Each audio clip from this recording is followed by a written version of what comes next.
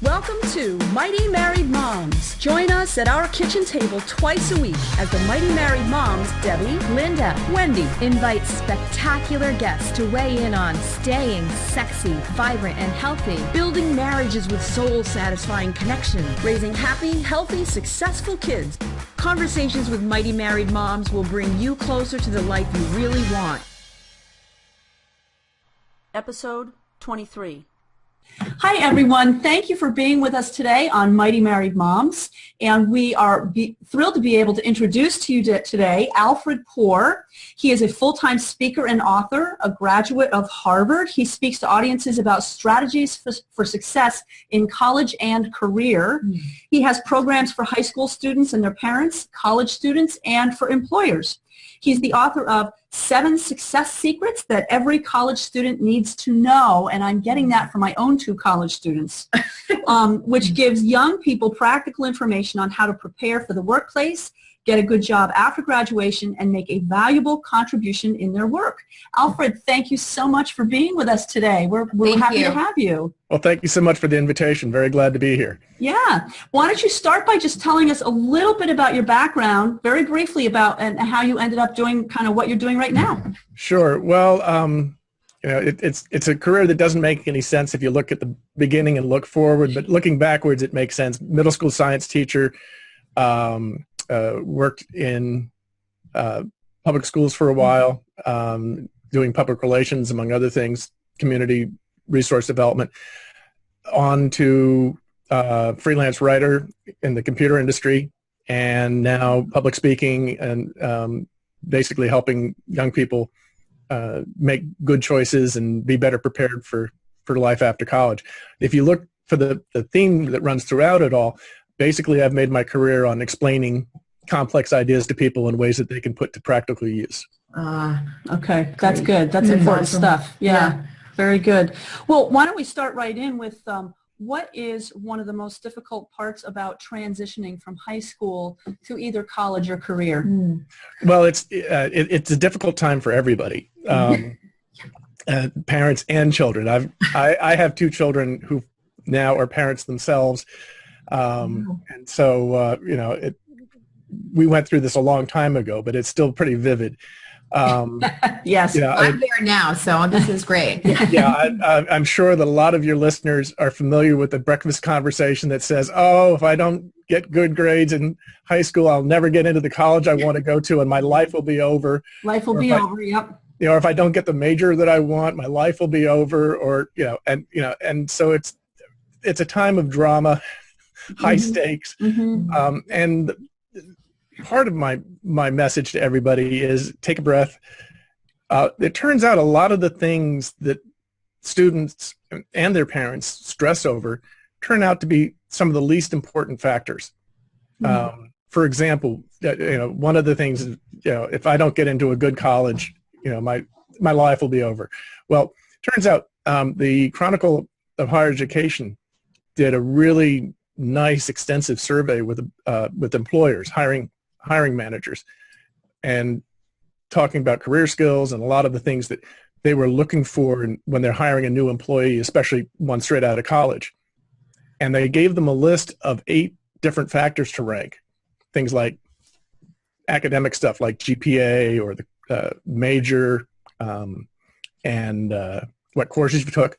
And one of the items was the prestige of the college that the student went to.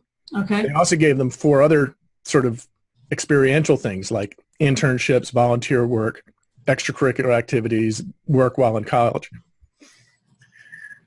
Well, guess what came in dead last? As a Harvard graduate, it pains me to tell you this, but the prestige of the school was the very last thing. Interesting. Yeah. Very interesting. And don't tell the kids, but GPA was next to last. Ooh, okay. So what's at the top of the list? If you think about it, it makes sense because Wow. How do you compare a grade from one college to another? Yeah. You can't. Is that, are they getting gentlemen A's at this college and gentlemen C's at that college? I mean, hiring managers don't have time. They don't care. You've got the degree. That's what they care about. They care more about the experiential part. What can you prove that you've done? Don't tell me what you can do. Tell me what you But so if students and their parents know some of those kinds of things, what's really going to be important once you come out the other side, you can avoid a lot of the stress about, whether or not you're going to get into the school you want or the get the kind of degree that you think is essential. Right. So that's interesting. How did we get to this place where the prestige of Linda's going through this right now and sitting around talking with her kids. I went through it with my kids. Why is the prestige of the school so still reigns as supreme? Yeah, reigns as supreme. We're brand oriented society. Brand oriented. Okay. People want a BMW, not a Hyundai. So how much truth is there? Well, I have a Sonata. I love it. Exactly. How much truth is there, though, in the idea that networking from some of the higher prestige schools is important? I mean, you went to Harvard. Right. Served you well when you got out in terms of networking? Well, okay, so here's the interesting thing. That same survey, now let me temper my comment by saying that if you're going to go on to graduate school, if you're going to pursue higher academic learning in a field, especially in the liberal arts, absolutely it makes a difference. Okay. What college you went to and even what professor you worked with, because they're going to be key at recommending you to a program, because they know the graduate programs and that can make a big difference. However, most kids don't. Most kids graduate from college and go straight into the workforce. That's what I did. That's what my daughter did. And that's what the majority of kids do. And so the prestige, actually, it turns out that if your concern is that you want to get a good job coming out of college, the best school to go to is your state's, they're the largest state university. Really? Well, if you think about it, it makes a lot of sense. When you go in and sit down at the interview table, the chances are much greater that the person across the table from you is going to be a graduate of the state school and some small university. It's a numbers game, and it is that networking thing. So, networking is essential. Let me diverge just for a quick second on networking, because that's one of the things I think parents need to do. They need to help their children, even starting in high school, learn more about what people do for a living and to connect with other adults and find out what their work history is, but also to build their professional network. There's an outfit called Career Crossroads that did a massive survey of job openings and how they got filled. And they determined that on average, if just somebody applying for a job, anybody applying for any job, your odds of getting that job are about 72-1. Wow. So, you apply for 100 jobs, you ought to get an offer or two. Okay. It's a numbers game. And, Wow. That's is a lot that like 2014, 15 data? It's a few years old, but it's pretty constant. I mean, the numbers hold steady. Wow. So if, on the other hand, you apply through one of those big online services like Monster.com or some of those, especially if you use what we in the business call the spray and pray approach, which a lot of the young people are doing. They just say, well, I could do that, and just check, and they're sending off, their applications to all these jobs without a whole lot of thought about it. It drives the hiring managers crazy, because the hiring managers report that more than half of the people they get applying for any job are not qualified. Okay. So and that's why the HR people and the hiring managers are turning to computers to read the resumes and filter them, because so many of them are, a waste of their time. So they have to make it manageable somehow. So that's what's behind that. So the odds of getting a job through Monster.com are about 300-1. Yeah. I'm actually not surprised by that. However, if you apply for a job and somebody in that company knows you and refers you for the opening, the odds change to 10-1. Yeah. Wow. Yeah. I have a family member who's looking for a job right now, and he is being very intentional. Now, he's an adult. He's been working for a long time, but he's intentionally contacting companies where he knows somebody on the insides who can walk his resume into HR for him. It makes all the difference in the world. I tell the young people, I graduated from college in 1973 and wanted to go into teaching. And that was not a great time to go into education. No, I mean, there were not a lot of openings. And I've always networked as just a natural part of my personality. It's just just the normal way I operate. And I love to tell them that coming out of college, I sent out exactly 2 resumes and I got 3 job offers. Oh my gosh. Times have changed. So, yeah. Well, no, it still works that way. Yeah. But you have to, but I did a lot of work. Oh, okay. Before I sent out those resumes. I mean, all right. Basically, I view, if possible, you want to use a resume to close the deal. Okay. Not to open it. Okay. That makes sense. Yeah. Right. And so that means build the network, find out about the company you want to work for, do all that research. It's a lot of homework, and it's so interesting that you're suggesting that whole networking piece. I'm thinking about my awkward 16, 17-year-old young men that I raised or helped raise. I'm a stepmom. I helped raise them. But it's like, oh my goodness, I can't even imagine them, being one of the biggest complaints that hiring managers have these days is that young people are not comfortable and skilled at communicating. Because they're doing this all the time. They're doing that, and they're not held accountable for their writing and their verbal communication skills. Sorry, for our podcast people, I was pretending to hold a text machine. A text, phone, and the 2 thumbs going a mile a minute, right? Yeah. And so these young people don't have to communicate with other people as much as, certainly I did, certainly as much as my kids did. They're very uncomfortable with it. They don't like to. They are. But there's nothing inherently scary about speaking to other people or any of this. It's just not familiar. Not familiar. Right. And so the point is, these kids aren't stupid. They're perfectly capable of being very good at this. It's not familiar to them. And when it's not familiar, it's scary. And so they don't like to do it. So they avoid it. And it stays unfamiliar.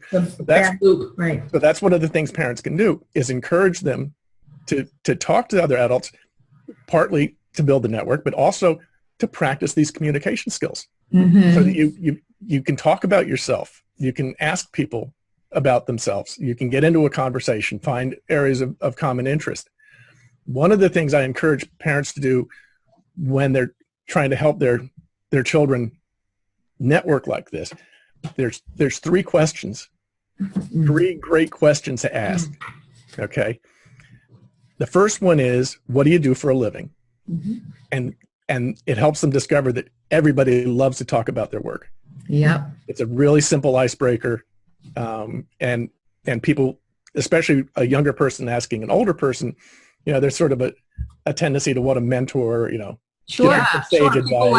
People like it when you look up to them for something. So it's a good way to start. Say, what do you do for a living? And then ask them, what was your first job? That's nice. Okay. Yeah. And then the third question is, how did you get from there to here?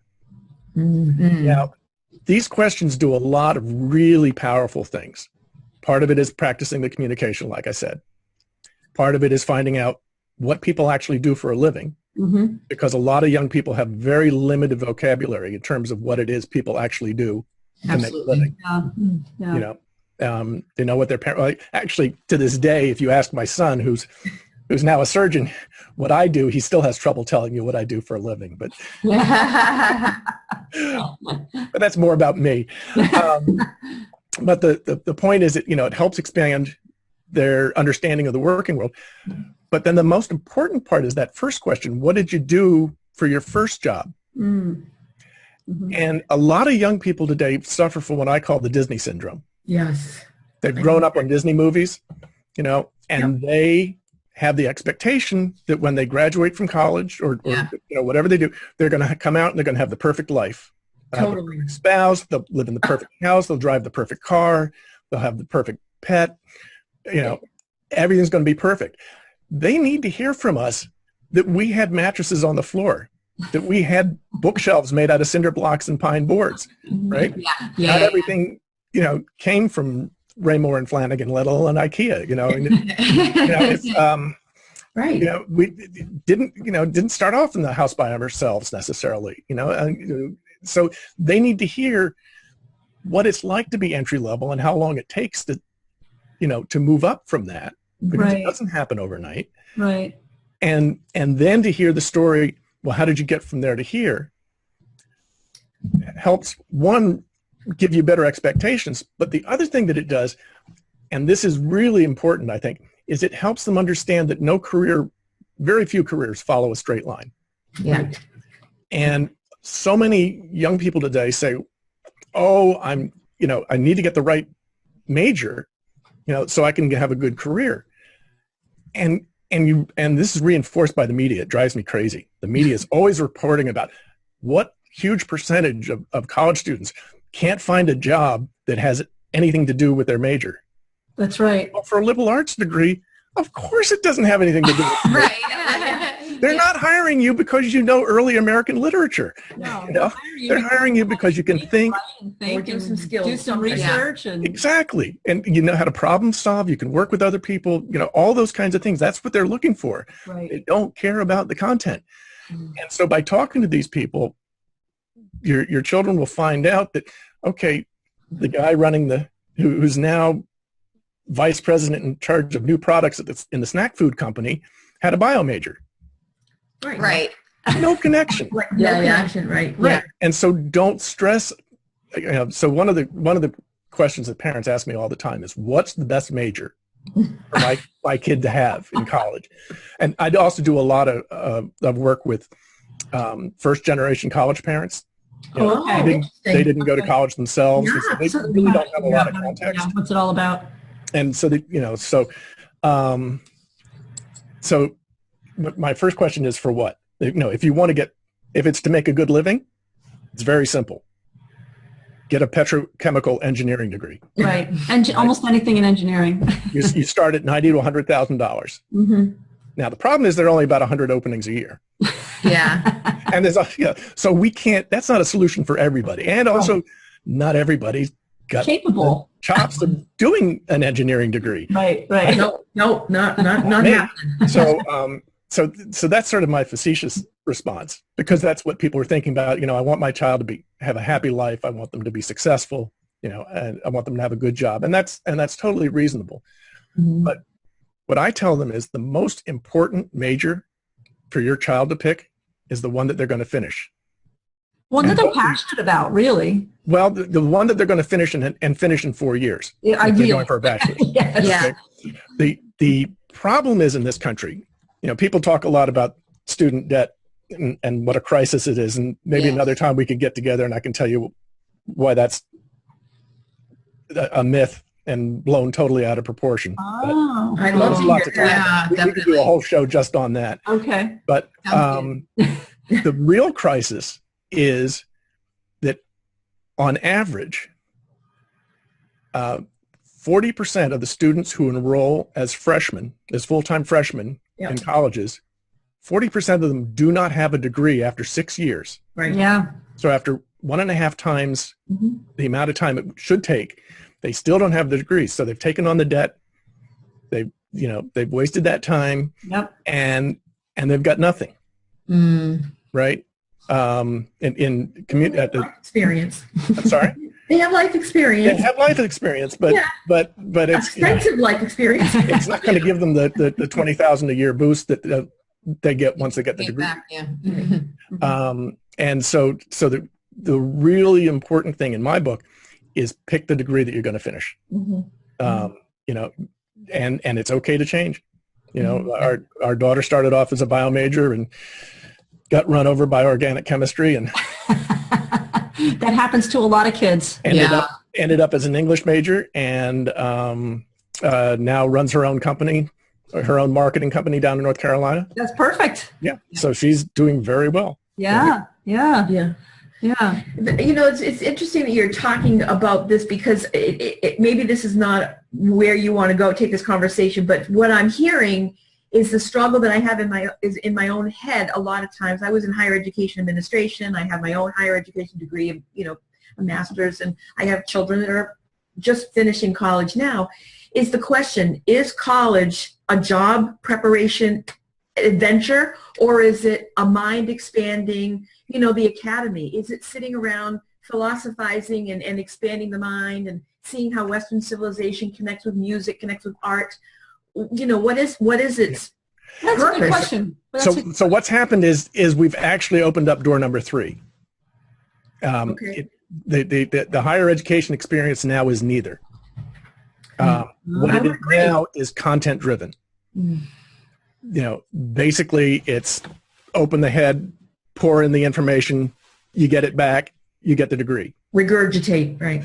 And so there's, I don't want to paint it with too broad a brush, but in general, the emphasis is on content. And now, with a lot of parents being concerned about the employment for their children and stuff, there's this rush to what I would call a destination kind of degree, nursing, finance, where it's almost vocational. It is Totally. Yep. Yeah, where you're getting trained, or going into a business degree because presumably businesses like business majors better, but they don't. They love liberal arts majors too, if they have the right preparation. Right. Okay. But so what's happening is colleges are doing what's easy. They're measuring the part that they can measure. They're not doing the hard part, the skill building, the career skills, or the thinking capacity, critical thinking. Yeah. No matter where you are in the world, can you think your way through, or as my friend Debbie says, problem solve? And I don't know that that's anything like you said, they're just dumping content in and they're focusing on content. Well, that critical thinking, problem solving, those are fundamental career skills. Yes. That the students need. And so one of my messages to high school students and to their parents and to college students is the way colleges are set up right now is they do not stress these important skills. They don't hold you accountable for them. And so you have to take responsibility to develop these skills, to practice them, and be able to demonstrate that you have them to prospective employers coming out. There's actually been a lot in the last few years about college accountability in terms of how college is going to demonstrate measured. How are they going to demonstrate that what they're teaching is valuable to the graduates? So what we've done is we've done teach to the test, and we pushed it up into the academy. Yep.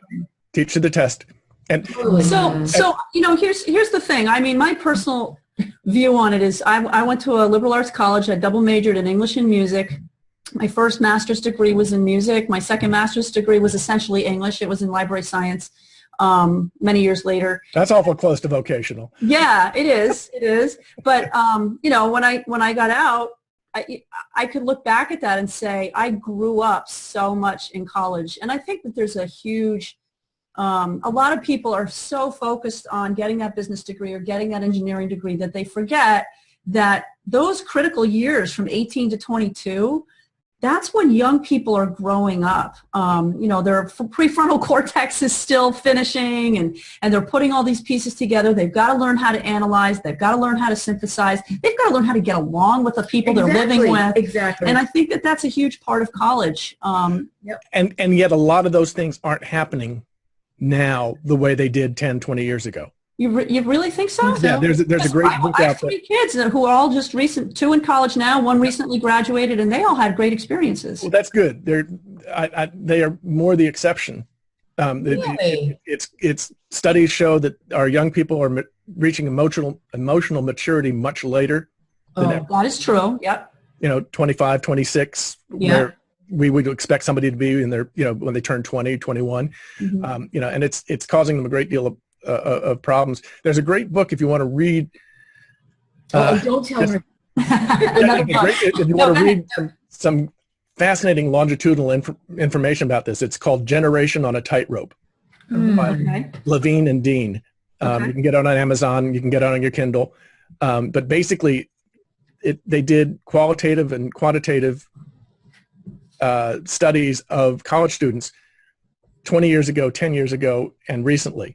So you have this longitudinal studies, and they clearly found that the challenges that the young people are facing today are very different than from 10 and 20 years ago. That they're really, I mean, everybody's clueless when they get to college, and young people think they know everything and all that, and that's all still true. But there are some other things about the impact of digital communications, the consumerism. There's a lot of things that are going on in these young people's lives that are just totally different than our experience, and it's causing them problems. And this is why I'm focused so much on these career skills and helping them take responsibility and prepare themselves for the working world.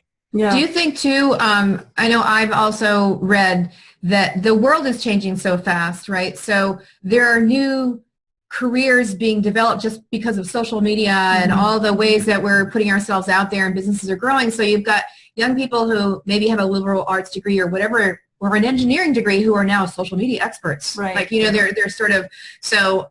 There's so many jobs that are around today that weren't even thought of 5-10 years ago. Right, and which brings me back to the point of we have to learn to be critical thinkers. Yep. It isn't about the apple which is on why the tree. people are saying that college is not so necessary.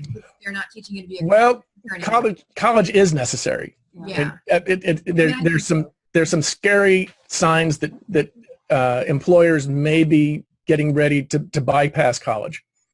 In some specific areas, for example, in IT, high school students can now graduate with a handful of mid-level Microsoft certifications. And if the employers figure if we're going to get an immature student who needs to be brought along and taught how to be a professional employee, let's get them out of high school and get them cheaper and not waste the time on college. And socialize them ourselves. Yep. To being an employee. Right. So and there's a lot of great stuff going on with apprenticeships, especially down in North Carolina, South Carolina. There a number of German companies have come in and done some great things for kids coming just straight out of high school, getting some college, but mostly getting essentially on-the-job training. And after 3 or 4 years of apprenticeship, there's a high-tech, high-trained, manufacturing job waiting for them. Yeah. But no, absolutely, this country depends on liberal arts graduates because they're flexible. Because it's tough. It's tough to go from accounting to SEO. Yeah. Right. But to go from European history to SEO or whatever is not a big stretch. It's not that big a deal. I mean, for me, I made a tremendous living for 20 years writing about personal computers. There were no personal computers when I graduated from college. Right. Right. So I'm a firm believer in a liberal arts education and gaining those skills that are flexible and help make you valuable. As the times arrive. But you need to have the attitudes and you need to have the experience. And so that's why internships are so important. You got to make sure that your kids get internships, multiple if you can, while they're part of in college, because that's the opportunity to demonstrate that you can actually do something valuable.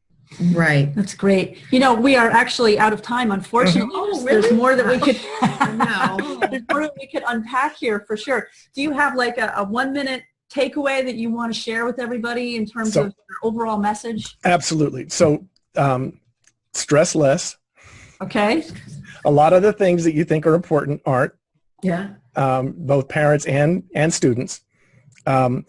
We didn't really get into it, but I think the most important thing that parents can do for their high school students and their college students is do less. Really? The most important thing is to do less for them. Yep. Because they need for them. You need to do less for them. They need to not only make decisions and take actions, but they have to live the consequences. Yes. I totally agree. If they come in and lean on you and to come in and fix it, then they don't learn anything. Yep. Right. And this is a common problem, and it's hard for parents because they know so much more about what's going on in their kids' lives than ever before. And so you just need to set some boundaries saying, these are the things that you have to take care of and that I'm not going to get involved in. You can cry on my shoulder, but I'm not going to tell you what to do, and I'm not going to fix it for you. Being a parent, I think. Yeah. I think it's a wonderful way of being a parent.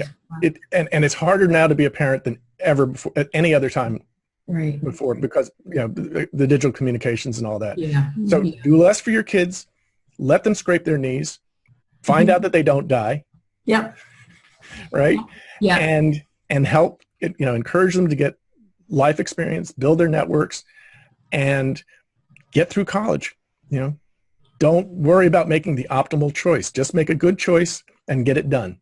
And get it done. Because it's going to save you a lot of time. It's going to save you money. And the whole point of an entry-level job is to get out there and continue your education and just get paid for it. I like that. Right? I like that. Sure. So because you're still trying to figure out, what are you going to do if you grow up? Right. So Right. Perfect. Perfect. So that would be my Great. advice in a nutshell. Great. Well, Alfred, is there, Where can we find you online? where can we find you? Tell people where they Sure. can find more out about Yeah. you and any projects that you've got coming up or you're excited about. Okay. You can, well, first of all, the book, again, is 7 Success Secrets That Every College Student Needs to Know. Yep. And it's great. I wrote it in a way that can be used as a conversation starter so that you can, go over a chapter. It's very short. It's an afternoon read, but you can go over it with your kid and talk about it and share your experiences as it relates to the working world and what you went through. And, it's just a good way for them to start interacting with some of these issues and start looking beyond themselves, enlightening their self-interest to see what else, they can do that's going to be helpful to them. Great. So again, the book is 7 Success Secrets That Every College Student Needs to Know. It's on Amazon, Barnes & Noble, but you can walk into any bookstore in the country and they can order it for you. Yeah, we'll also have a link on our website for it. Excellent. Yep. And then my website is alfredpoorspeaker.com. Okay. Terrific. alfredpoorspeaker.com. And as you mentioned, I talk to high school students. I talk to high school parents. Actually, there's a university that has hired me to come speak to prospective parents at high schools as they're going around and talking about their school. Great. But I'm available for parents groups. I'm association meetings. If if there's groups that want to talk about that, or again, at colleges have programs for both the students and the faculty and staff. So Good. Please get in touch with me if you think I can be of any help. That's great. Thank you. Thank you. This is really Thank you so wonderful. much. Thank you so much. Come up on your offer of coming Come back. back again. Yeah. Yeah. Absolutely, I would welcome the opportunity. Student loans and all that other stuff. Yes. There's lots to unpack there. There's a lot there. Yeah. All right. Well, thank you very much, Alfred, and I hope our listeners and viewers have had as much learning from this as we have. So thank you very much. Thanks, Thank Alfred. you. Okay. Take care. Thank you for joining us for this episode of Mighty Married Moms. Tune in twice a week on Mondays and Thursdays to meet fascinating and inspiring guests who will help you create the life you've always wanted. You can find these episodes and special gifts just for you at mightymarriedmoms.com, as well as a link to our Facebook community. where we continue the conversation around the kitchen table. Please also help share the love by leaving a review on iTunes. We'll see you next time.